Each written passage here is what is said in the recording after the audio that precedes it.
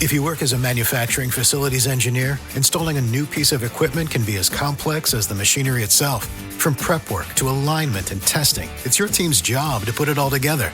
That's why it's good to have Grainger on your side. With industrial-grade products and next-day delivery, Grainger helps ensure you have everything you need close at hand through every step of the installation. Call 1-800-GRAINGER, click Grainger.com, or just stop by.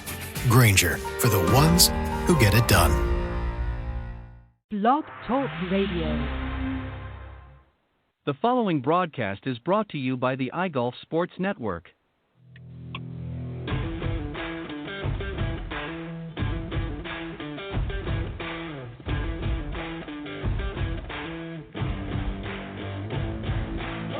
Golf Talk Live is sponsored by the iGolf Sports Network and Golf Tips Magazine. Here's Andrew to tell you more about our sponsors. iGolf Sports is a live stream broadcast and media production company providing quality programming designed to attract the golfing enthusiast. And Golf Tips, the game's most in-depth instruction magazine, including reviews on the latest equipment, tips from top teaching professionals, all designed to help you improve from tee to green. Welcome to Golf Talk Live with your host, Ted Odorico. Join Ted each week as he speaks with some of the best in golf. Sit back, relax, and listen to tonight's show. Let's join our host, Ted Odorico, as he introduces tonight's special guest. All right, good evening, everybody, and once again, welcome to a brand new season here on Golf Talk Live. This is hard to believe, but it's season number 9. I'm still aghast, if you will, that I've been on the air for 9 years. I'm surprised you haven't thrown me off, but I'm glad you guys have been sticking with me all this time. It's been a lot of fun. I enjoy it. And I got a great show for you tonight. I'm going to introduce my guest here in just a moment, but I want to remind everybody just of a couple of things. Of course, we are live every Thursday evening, and normally the show begins at 6 p.m. Central to 8 p.m. Or 7 to 9 p.m. Eastern, depending on where you are. But for the first few shows, I like to kind of do a light version, if you will. The Coach's Corner panel doesn't start until March the 4th will be the first one, so that usually covers the first half of the show, and then the second half is when I do my live guest interviews. So we're just doing an hour program tonight with my special guest, and for the next couple of weeks, and then once we get into March, that's when the full show sort of hits the air. So that will be from 6 to 8 Central, as I said, or 7 to 9 Eastern time. So glad you could join us. Thanks for tuning in. And I'm going to introduce this evening's very special guest. Then we're going to jump right into our conversation. Actually, our guest was joined me earlier this week on Tuesday on the other program I do, The Women of Golf, with my good friend and co-host, LPGA professional Cindy Miller. He joined us on that show, and I wanted to have him come back so we can talk and expand a little bit more about what he's doing and how he's sort of helping to grow the game and sharing some of the history of the game a little bit as well. So we're going to talk about that. And his name, of course, is Dr. Bernacki, and he is the president of the Golf Heritage Society. And Dr. Bernacki is a community-based, self-employed family physician of about 35-plus years who obviously, as we all do, loves this game. He's played golf in a variety of ways, including with hickory, steel, and, of course, modern-era shafts. Always, as he said, with a period-appropriate golf ball. He's also very active in youth development and drug prevention activities, having recently completed a leadership role with the First Tee in Pittsburgh. We'll talk to him about that tonight again a little bit. And he serves currently as the membership of the Golf Heritage Society, currently as their president of the organization. So please, once again, welcome to the air with me, Dr. Bernacki. Good evening, Dr. Bern. Welcome. Well, thank you very much, Ted. I'm delighted to be with you and your audience, especially in the on the first tee as you tee off the new season. Congratulations on starting season number 9. Well, I thank you. Like I said, I'm very fortunate. They haven't thrown me off the air yet. No, they haven't gotten tired of hearing me yet, I guess. So I'm very, very blessed in that respect. But, you know, I really thank you, by the way. I love this game. And you know, in addition to teaching and doing other things, you know, this game, I really enjoy, you know, sharing some of the insight from my guests. And, you know, when the opportunity presented itself to have you on, I've never really sort of covered this area as much. So, It's been a pleasure to have you, as I mentioned just a moment ago, to have you earlier in the week with Cindy and I, and then back again this Thursday to have a little bit more expansive conversation. So just for those that maybe are not familiar, Dr. Bern, with the Golf Heritage Society, maybe you could just tell us a little bit about what it is and when it was formed and sort of just the background a little bit of the society. Sure. Well, the Golf Heritage Society, 50-year-old organization, and we're really dedicated to preserving the traditions and teaching the history of the game. We're here to share knowledge and promote appreciation for the history and the traditions of the game. And we like to say that we educate, we entertain other folks and ourselves. We like to socialize, and we like to give back a little bit, working with the youngsters and the oldsters and those veterans that you mentioned earlier, Ted. We started out being a collectors-only group. Two fellows who were collectors, one of clubs and balls and another of books. Though they were Bob Kuntz of Ohio and Joe Murdoch of Philadelphia, Pennsylvania area, communicated by letter, and they put together a communication system of people of like mind. And from there, the collectors group grew to be over 1,000 people of varying interest in collecting. So over time, as the environment of the golf world has grown and changed, become more diverse, our society decided, our board said, to really be more inclusive and represent all the people who are interested in the game and the areas of interest attached to the game, we really need to rethink ourselves. So we've gone from the Golf Collectors Society to the Golf Heritage Society. And that means, in addition to the collectors, we have these players of heritage golf, the pre- and post-1900 Hickory players. The classics are with your Arnold Palmer, Jack Nicklaus, and Gary Player era with your steel shaft persimmon heads and your blade irons. And we have the artists and the writers and the professionals and the teachers and the architects and the course supers, the country club members and the league golfers. Everybody who's interested in the game, young or old, men or women, are welcome to become part of the Golf Heritage Society because they all love the game of golf. So there you have it. That's who we are. Well, that's a great a mix, if you will, of a variety of different areas and different genres and so forth within the society. So I also noticed, too, that the Golf Heritage Society, or we're going to call it GHS for short, is a nonprofit organization. So it's not a for-profit organization.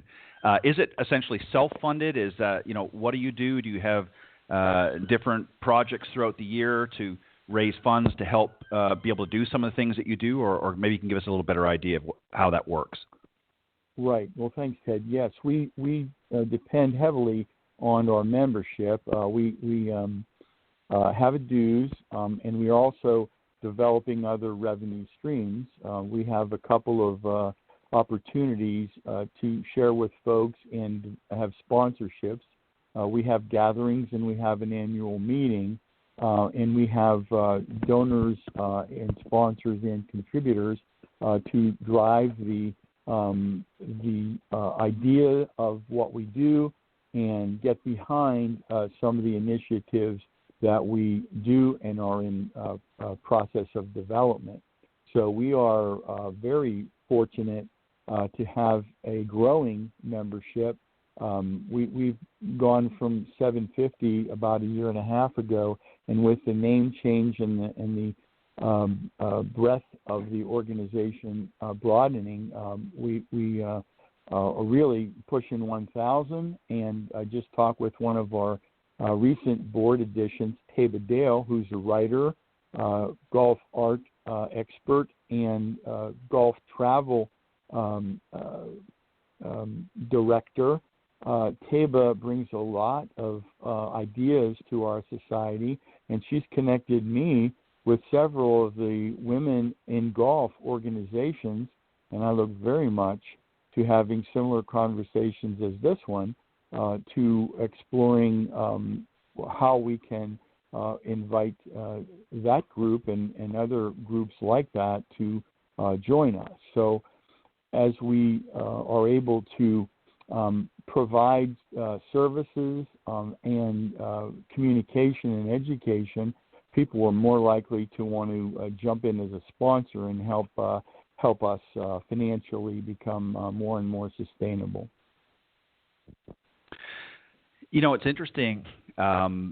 When you were with us on Tuesday, you shared a few stories with us, and we'll get you to share some others with us tonight and that. But you obviously have a chance, not only through your web presence or your social media presence, but obviously you have a chance to meet with a variety of different groups, and we'll talk about some of those in just a moment. But what's some of the most surprising questions? I mean, what is, I guess, from a curiosity standpoint, if I didn't know that much about the history of the game, what's some of the more common, interesting questions that you get about the history of the game? Well, there's a good question. Ted, the important aspects and assets of our organization, the number one asset of the GHS, the Golf Heritage Society, is the knowledge base of our membership. And if you imagine somebody who gets interested in something and then gets really interested and devotes a lot of time, and it becomes a hobby and a passion, we have a lot of those folks. And some of our members, as I said, we bring to life the people, places, events, and artifacts of the game of golf. So when you have someone who becomes an authority on the Ryder Cup, they may have collectibles, and they may have a real deep knowledge of the history of the players and the events, and collect insider stories. So these are the kind of individuals that gravitate to us. And really, there are some folks who aren't that heavy duty interested in a particular thing that just enjoy like crazy listening to them spin a yarn or a story or give you a real insight into the game or the event or the person. So it's kind of fun to do that. So we get a lot of folks who are interested in people like Bob Jones, and we like to connect the modern players, men and women, with their predecessors going all the way back. And you know how people are. They like to say this person wouldn't have made it then, or et cetera, et cetera. Well, they're all different eras and they're different games, if you will, because of the equipment and such. But the beauty of it is they're all passionate about the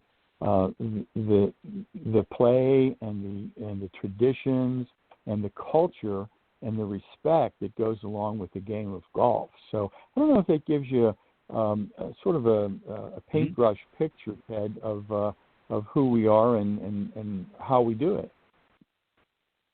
Yeah, that's a great way of sort of summarizing the overall experience. So let me ask you, as I mentioned at the very beginning, as I was reading out, some of your accolades, if you will, and some of your parts of what you do and how you approach this.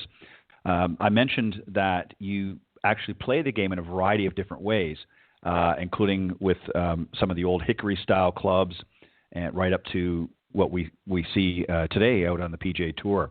But I also took note that you mentioned that you play with a period-appropriate golf ball. So let's take the hickory era, if you will. Earlier on, for those that may not be familiar with that, that's certainly before my time anyways, for the most part. But that era, what was the differences, number one, with the clubs? Maybe you could talk a little bit about that. And then also, what was the golf ball like during that period? I mean, obviously it's changed over time and progressed like much of the rest of the game, but maybe you could kind of give us a little bit of an insight as to that particular era of the game. Okay. Well, Ted, I'm going to ask everybody to just close their eyes, and I'm going to wind back the clock not 50 years, not 100 years, but a couple hundred years. And back in the day, there were people that hit things around, and, there were predecessors to the game of golf. And anyone who looks at a golf history book will hear the word golf and the Dutch and different people who really had interest in what we have come to evolve into the game we call golf. So people have been whacking at objects for a long time. So it got a little bit more formalized in the British Isles, and there were folks who really took to it, and they tended to play with a feathery ball. And the feathery ball was made by hand, one at a time. A good craftsman could make 2 in a day, and they were leather stitched together kind of like a baseball is, but stuffed with one top hat full of goose feathers. They were wet and stuffed into there and sewed together. Well, I can tell you that those balls don't last very long. And if you play with them and hit them around, they might last 2 or 3 holes, maybe 4 or 5, but eventually they fall apart. They get out of round, and they need to be replaced. So you can imagine that it was a little expensive to be able to stay in golf balls, so to speak. We lose them, but they just broke them. Well, I can tell you that the folks that were able to afford that kind of golf ball and that kind of sport were the wealthy.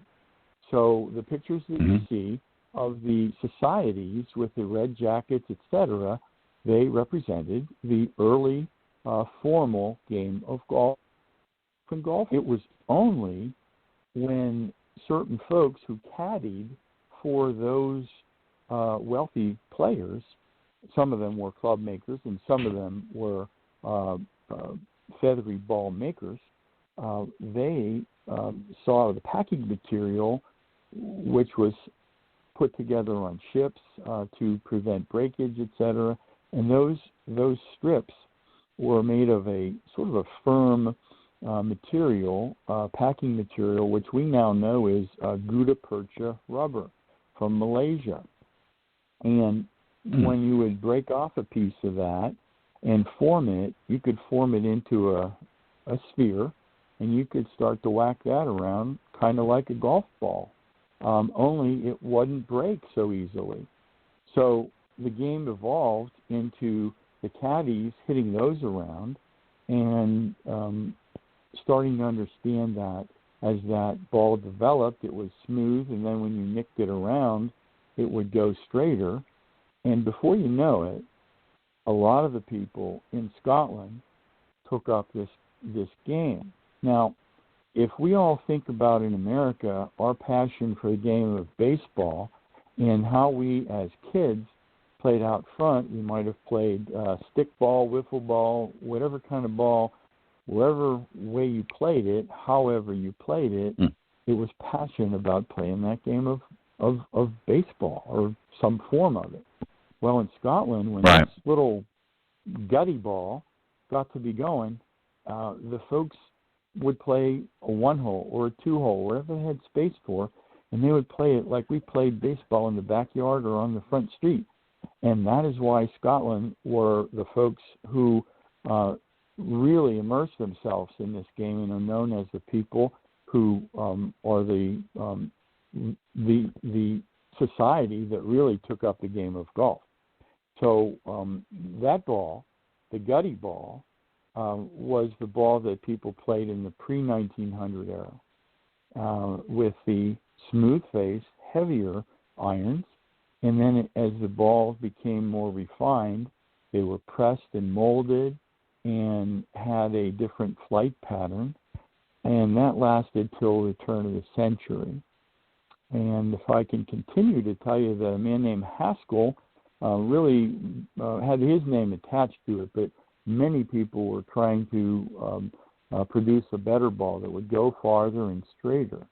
So they had every variety of golf ball being made, which were semi-solid and wrapped and wound with a fantastic variety. And golf collecting area to look at itself is a fascinating opportunity for us to really experience and enjoy all the variety that there was in equipment development. So if I can say one more thing, that hard golf ball Sure. would mark up those long nose clubs, and they would sort of ruin them. So you had to put a new face in there, and when you put a new face in there, it was a different kind of feel, and that introduced a development over the course of time for a new era of clubs. And the post-1900 era is just chock full of different design of golf clubs. And the collectors, you pick up a collecting book on golf, and you'll see any number of amazing variety of golf clubs. So, Ted, I'm sorry, but I'll stop there and let you redirect the questioning. No, it's very, very, very interesting to hear, some of the history of how things sort of got started, number one, but also, really very innocently, the game was sort of developed over time through not only generations, but also from many different places. So, even though I agree with you as you suggest that, Scotland really sort of brought it together in the very early stages, it was really a lesser form of golf, if you will, in other places as well. It's just very, very interesting. I want to ask you very Absolutely. quickly, because something you mentioned the other day that you mentioned on the show, which a lot of people don't realize, but about the hickory clubs themselves, the hickory shafts. You had to, you couldn't just play with them. You actually had to have them treated. You had to treat them. Explain why that had to happen. What was the purpose of treating the hickory shaft? And what did you do to treat them? Well, I mentioned that, when we were playing with the hickory clubs, you want to keep them straight, and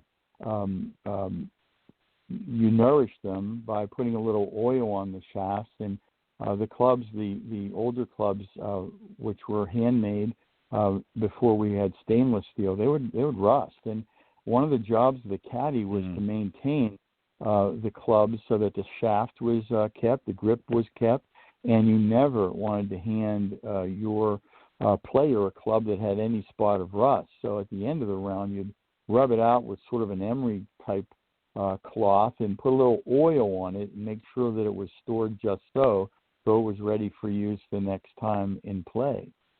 Yeah. So I mentioned that a lot of those clubs were made in little towns, St. Andrews and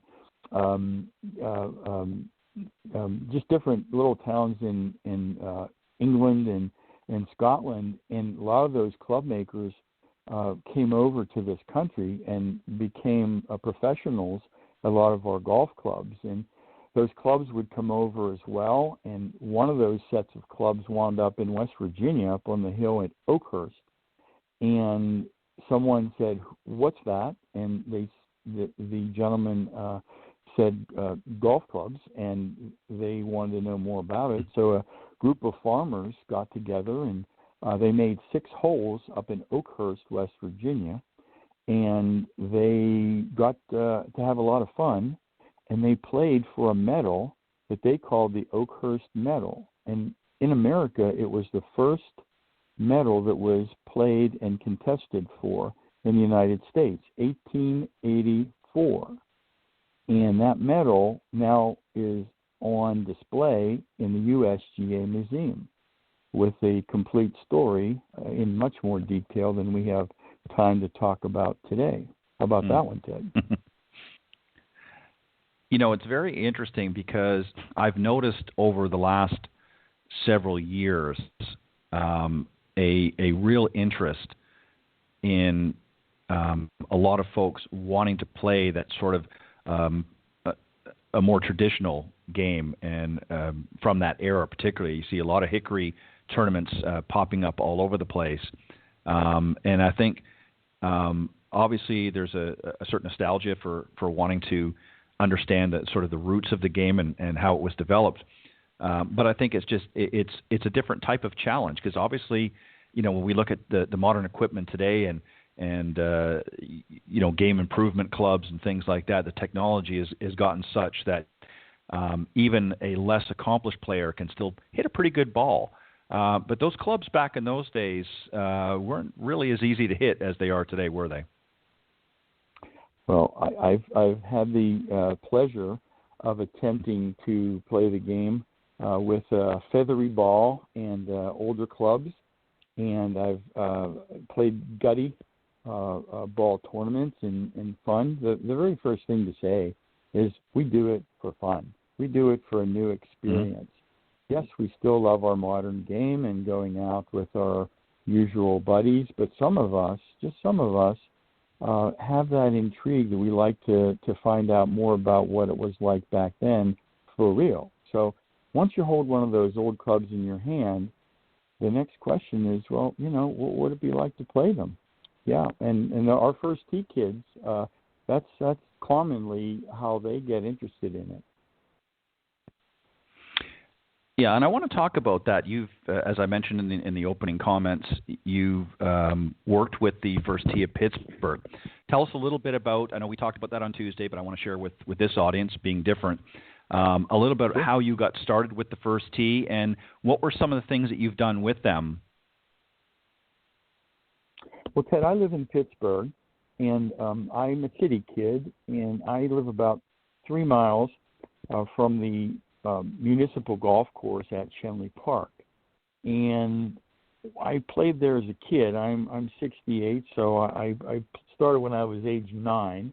So it's a lot of years of golf, but I started there at that municipal course with 5 clubs that I had, and 2 of them happened to be hickory shaft.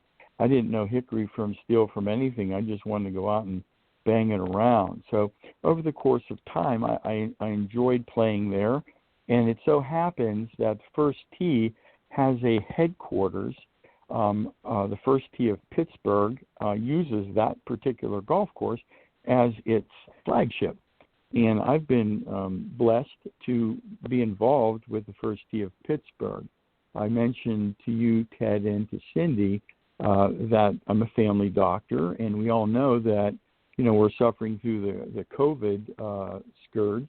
Mm-hmm. But we're also mindful of the continuing problems we have with drugs and people making bad decisions and going the wrong direction in life. Well, the First Tee concept is really directed toward helping young people understand life choices and develop life skills through the game of golf. And I can't say enough about the people that have put it together. Their headquarters is in Florida, and they have chapters all over the country. We have volunteers in those chapters, and we have professionals who train the volunteers to help the young people understand how the concepts of the program teaching life lessons can be taught through the game of golf, sportsmanship, and honesty, integrity, these kind of things that are components of the game of golf itself. So I've been very fortunate to understand that when you give young people an opportunity to get interested in a wholesome activity such as golf, they can socialize, they enjoy each other's company. These are kids from all different walks of life, some more advantaged than others, and they really learn from each other. They help each other, and they grow up together with each other. And it's fascinating and really wonderful to be a part of it. Yeah, and I couldn't agree with you more. I think that there are so many lessons that can be learned. A lot of people, I've always said this for many years, that golf and life mimic one another so very much. And I think that's one of the appeals that brings a lot of people to the game. Is it's not just getting out there and hitting the golf ball around the golf course, but it's you're out there in nature, and you're with a group of friends, or sometimes people you've met for the first time. But it's very individually challenging. Whether you're playing in a group or not, there's a lot of individual challenges, and it sometimes can be very rewarding, and other times not so much. But there's definitely a lot of lessons that you can learn both on and off the golf course that complement one another. I want to come back in just a moment and talk about veterans, but I just need to take a quick break here, if you will, and hear a little bit about Golf Tips Magazine, and then we'll come back and we'll talk about that. The following ad is sponsored by Golf Tips Magazine. Are you tired of being short off the tee? And what about those 3 putts? Forget about it. It's time you got serious about your game. Golf Tips, the most in-depth magazine in the industry. For over 30 years, Golf Tips has delivered expert content such as the latest golf instruction from America's top pros, simple to follow practice and game improvement drills, fitness and mental game tips, equipment, training aids, accessory and apparel reviews, golf destinations and travel tips for every budget, and so much more. Don't miss a single issue. Go to golftipsmag.com and subscribe today. All right, I'm here this evening with my very special guest, Dr. Bernacki, the president of the Golf Heritage Society, and we've been talking about not only the society, but a little bit about the history of the game. And we were just talking about a moment ago about the first tee of Pittsburgh, but there and some of the benefits of working with these youngsters and helping them through sometimes some challenging times in their lives, and using the game of golf to do that. And Dr. Bern, you also work with some veteran organizations as well. Can you tell us a little bit about that? Yes, I myself am focused a lot on the youth and teaching history through the game of golf with the Hickory play. We have some of our members who are greatly involved with the veterans groups and seniors groups, and getting out there for those folks to really connect their memories, because some of these folks don't play or can't play, but they can appreciate the game. So it's fun to assist people who can play a little, maybe a putting game with a seniors group, or a veterans group, or disabled group. Really stimulates interest. It elevates the psyche, and it refreshes to go back to the days when you enjoyed playing the game, getting that fresh air, having that competitive spirit. And you can end an experience that day and then do more. You can open a book, you can go online, and you can continue to connect with the game. And for us, we feel greatly satisfied that we can help folks through the game of golf really continue to be positive and be hopeful and continue to enjoy and recreate through the game of golf, whether it's playing it or appreciating that history or those collectible items. So I think that's a connect that we do with the kids, with the oldsters, and with those veterans that I mentioned. It's interesting. You mentioned a moment ago referring to our current environment with this pandemic. And, one of the, I guess, when you look at it overall, it's obviously a lot of tragedy for many out there and a lot of uncertainty at times. But what was really very interesting is this past year that golf managed to really have a resurgence. And what I mean by that is, for a few years, golf had kind of stagnated a little bit. Not as many golf courses were being built here in the United States. Certainly overseas there were some, but it kind of, I don't want to say topped out, but just there wasn't the same enthusiasm and growth in a lot of areas.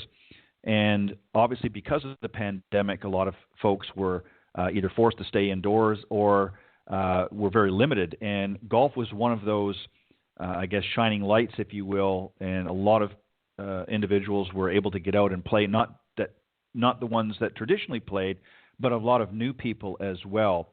Did you notice that in your area as well, that there was a lot of people out playing that maybe had never, or some of your experiences through your organization, that people were sort of outreaching a little bit to an area of the game that maybe normally they wouldn't have, given normal circumstances?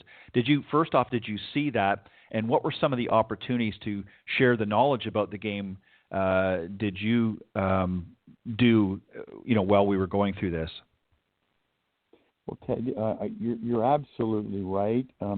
As they used to say in the 60s, you hit it right on the screws.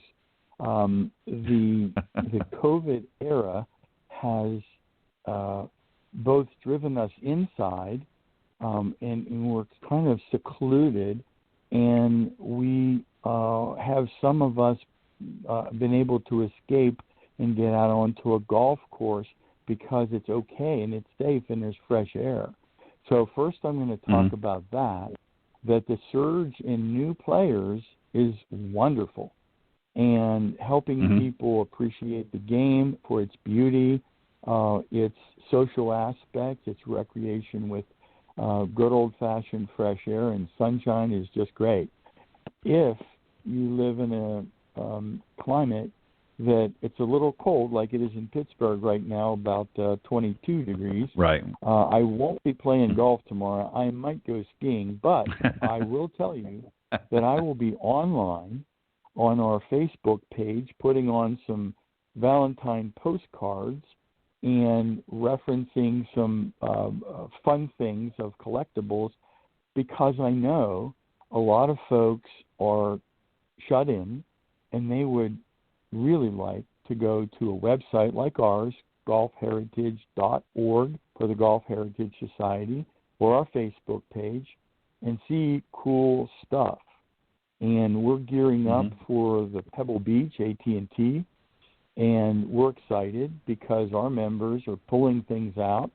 And if you go to our website or if you go to our Facebook page, it's an example of the value of having friends who collect and share and are knowledgeable and good teachers about the history of that event and the whole culture of the Bing Crosby and the clam bake and all those things, all rolled up into an entertainment opportunity through the game of golf. So, whether you're in Florida playing golf and then pulling up a cool drink, or you shovel some snow and you want to come in and relax and turn on to the game, we're going to be there for you.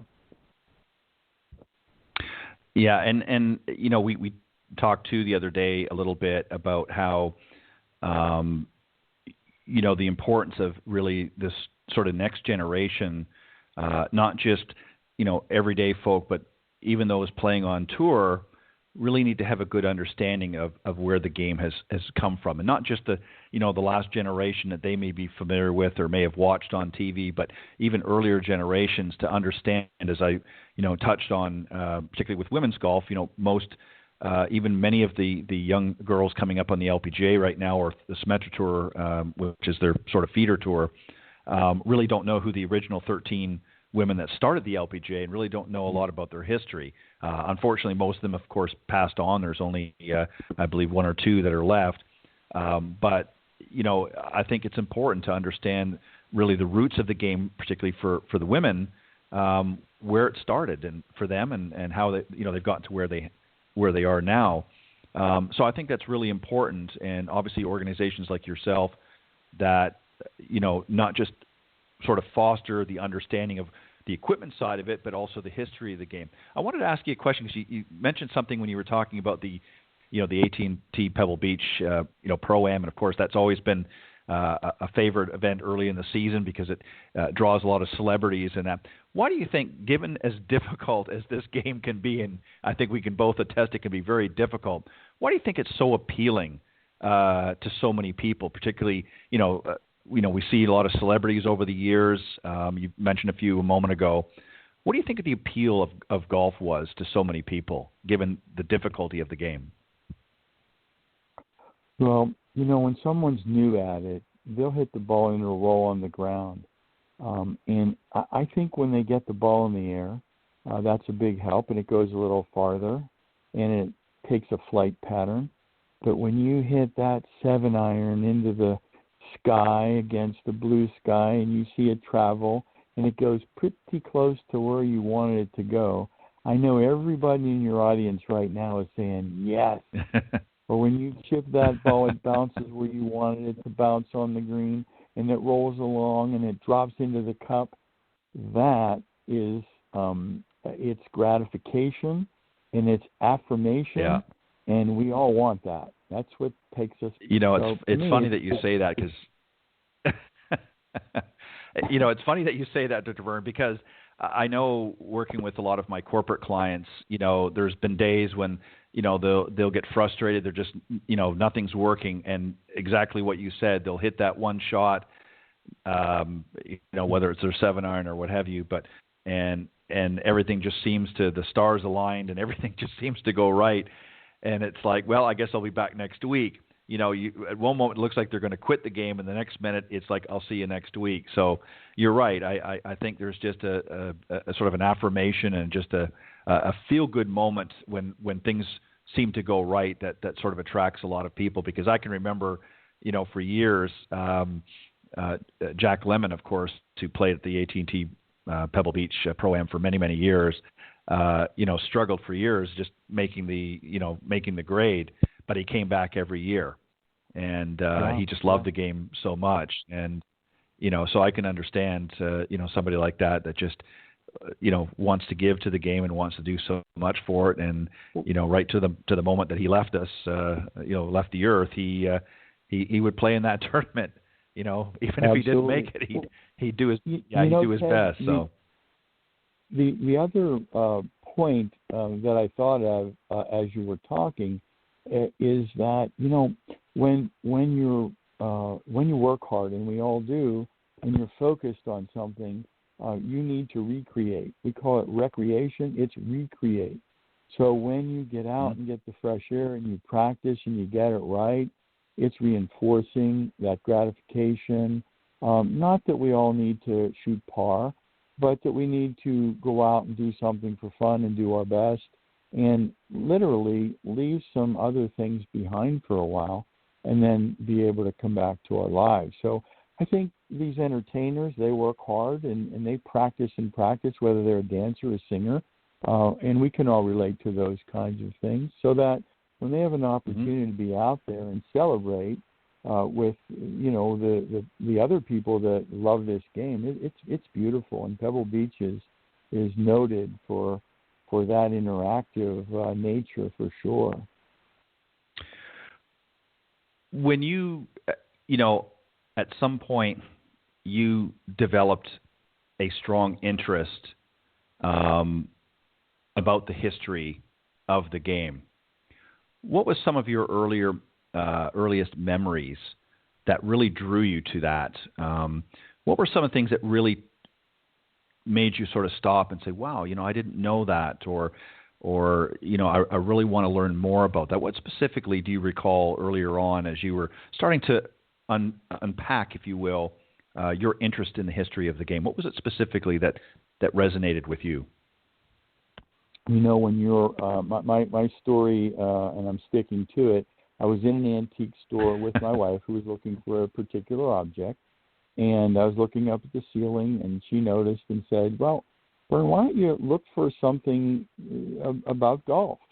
And, I said, gee, that's a pretty good idea.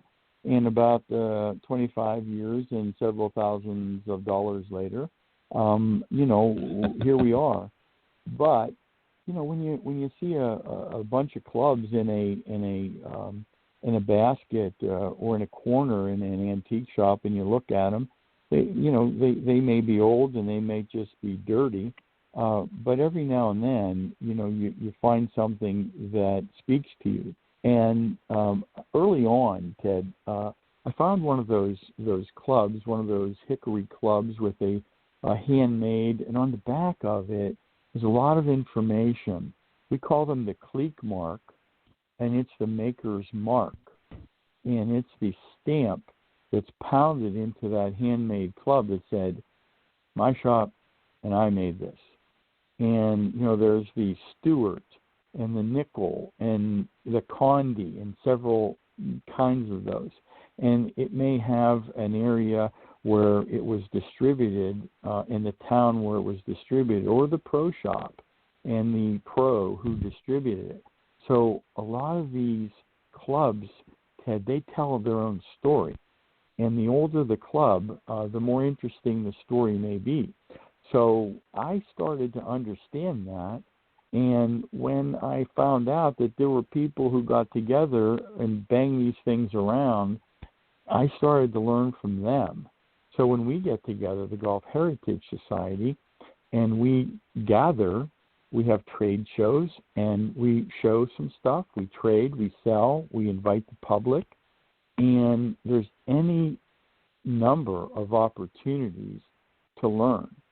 So the honest answer to your question is, when I go to a trade show, sometimes I have a few bucks and I want to buy something that's going to expand my book collection or my ball or club collection, and sometimes I just see something that catches my eye, like ceramics or jewelry we're talking about. But I can also tell you that there are times where I just went to a trade show and just walked around and asked questions and learned all day long. So it's an opportunity for robust learning. As you look forward into the future somewhat with the Golf Heritage Society, what would you like to see as its mission and its journey continues? What would you like to see happen? Obviously, I'm sure you would like to see it continue to grow, but is there something down the road that you and the other members would like to see happen that's maybe currently not going on right now? What a great question. Ted, I just got off of a call with Region 5, Michigan, Ohio, and Kentucky. And we talked about what COVID has done to all of us, but it's also done some things for us. So we were a group of older, usually gentlemen, and now we're more diverse, but we're all embracing technology to learn about the game, learn about the people, places, things, look at artifacts, etc. So I can say to you that we are in the process of welcoming more people through use of the technology than ever before. More people will look at the post I put on today on our Facebook page and on our website. They can come and visit. There's a front page, and then there's a members-only side where you can stay on for hours and hours. But all these opportunities to enrich the appreciation and the understanding of the game of golf are right there before us. So that I, as leader of the society, I'm working with a board who are across the country, working with groups in person, and engaging with young and old and veterans, and all kinds of groups and opportunities with leagues and country clubs, and really basically sharing. So where we can do it in person, we sure will. But I can tell you that our direction is really to understand and embrace the technology so we can do a better job of reaching more people to help them enjoy and appreciate the deep traditions and enjoyment of the game. Very interesting. And hopefully things will progress with the pandemic and allow you to be able to, further develop some of the events and be able to do a lot of the events that I know you've got planned. I think it's, as I said the other day on the program in the morning, I think it's very, very important with everything in life, but, here in golf, that people have a better understanding about the game, not just today's game, but the game from yesterday and so on and so forth. Because I think sometimes when you understand where things have progressed from, you have a greater appreciation really for the liberties that we have.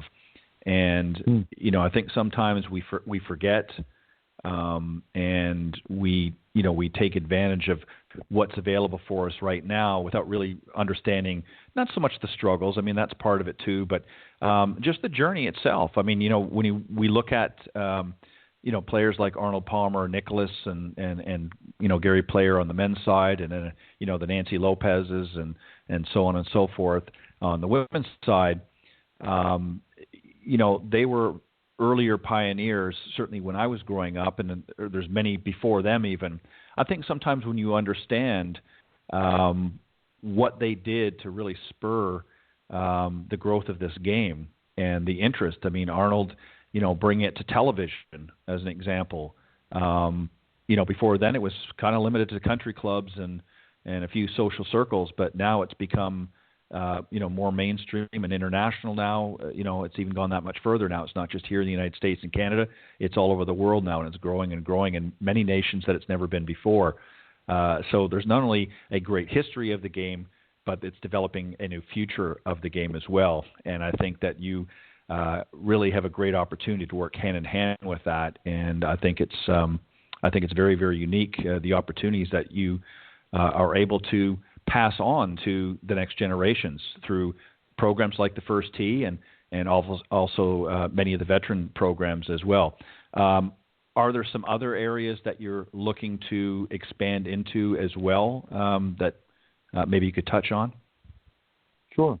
You make a very strong point. I'd be remiss if I didn't say it. When you talk about the human nature of it, and particularly the individuals that made the clubs and those caddies and the class differences. These are all parts of history of the world, not only of the game of golf. And we enter the realm of humanity through the game, and it is fascinating that you can pick up a biography, in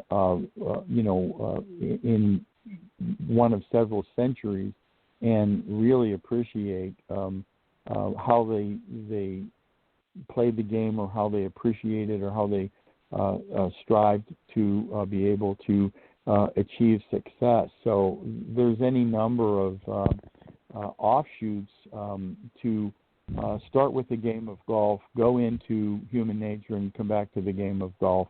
And that's one of the beauties of being in a group such as ours. One day you're learning about golf balls, and another day you're understanding who Walter Hagen was and what a competitive champion he was, et cetera, et cetera. It's fun for us, and it's fascinating. So I think our goals, if I could summarize, Ted, would be to make sure that that the game is open, that the fastest growing segment are women who are both understanding that it's a fun game and it's a great social activity, but also there's a tremendous amount of history attached to women in the sport. So that and the youth that we've talked about, and keeping our seniors engaged and connected by using some of this technology and showing them slides and assisting them to reminisce and remember good times that they had around the game of golf. These are things that the Golf Heritage Society would feel real good about if we can continue to successfully follow our new direction and accomplish connecting more and more people with the traditions and the fun history of the game of golf. Very well put. I think that's a great way to wrap up our segment. I want to thank you, Dr. Bern, for joining me this evening here on Golf Talk Live. It's been very enlightening, very interesting. I know we can't get into everything. There's just so much to talk about, and I would strongly encourage anybody listening to the program to go visit golfheritage.org, which is, of course, the website. You can check it out there, and you can also, the link to their Facebook page is also there as well. Go through the website. There's a lot of interesting information there, and if you want to reach out to the Golf Heritage Society as well, and maybe even become a member, that option is available as well. So definitely check it out. Well worth it. It's always good, as I said, to not only know where you're going, but where you've been. And there's just lots of good information, not just about equipment of years gone by, but also some of the people that were instrumental in getting us to where we are today. So a lot of good information there. Thank you for sharing both earlier in the week and this evening with me and my audiences. Dr. Bern, it's been a pleasure, and I hope you come back, and hopefully the next time you come back, we'll have all of this pandemic behind us, and we can talk about maybe some of the great events and great things that you've been able to get out and do a little bit more freely than maybe what's available right now. But in the meantime, continue the great work that you and the rest of the organization at the Golf Heritage Society are doing, and we thank you very much for keeping the history of the game out in the forefront. Okay, thank you so much for the opportunity. I would just love to come back and tell a few more stories, and I think you're a wonderful host, and I really enjoyed being with you and with Cindy earlier in the week. So once again, thank you from the Golf Heritage Society and myself. Take care. Bye-bye. All right, appreciate it. Have a great evening. All right, that was Dr. Bernacki, president of the Golf Heritage Society, joining me this evening. And again, if you go to golfheritage.org is their website, and again, you'll find their link to their Facebook page as well. And as I said, a lot of great information, not only about collecting, but you can access many of the resources that are available, and also look at some of the features. And you can learn a little bit about the organization and also some of the upcoming events. Again, some of them will, be maybe put on hold or what have you, given our current situation with the pandemic. But all of the events that they've got currently planned for 2021 are listed there, so you can check them out. And maybe there's something in your area that you can attend. But if not, you can certainly engage through their social media and through their website. And if you're somebody who's interested in history, and maybe you're a collector, maybe you're just somebody that enjoys, might be an opportunity to join their membership and become part of a great society. I think it's a wonderful game. I've enjoyed it for many years myself, and I've enjoyed learning a little bit this evening with Dr. Bernacki. All right, I will be back next week. Joining both Cindy and I, and then again on Thursday night with me, is Wes Whittingham. He is the VP of Sales at Volvic USA. We'll have him on the show next Tuesday, and then again with me on Thursday, so I hope you'll stay tuned. And then, as I mentioned earlier, as we get closer and jump in the month of March, Golf Talk Live will go to its full broadcast from 6 to 8 p.m. Central here on the blogtalkradio.com network. All right. I want to thank once again my very special guest, Dr. Bernacki, president of the Golf Heritage Society, for joining me this evening. Thanks for a great show. I hope you enjoyed it, and I will see you next week right here on Golf Talk Live.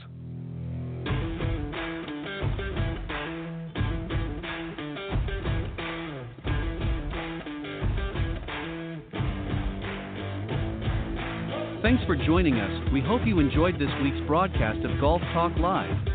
Ted would like to thank this evening's special guest for joining him on the show. Remember to join Ted every Thursday from 6 to 8 p.m. Central on Golf Talk Live. You can also listen to Golf Talk Live on any of these social media platforms: iTunes, Stitcher, TuneIn, CastBox, TalkStream Live, and of course Spotify. Be sure to follow Ted on Facebook, Twitter, and Instagram.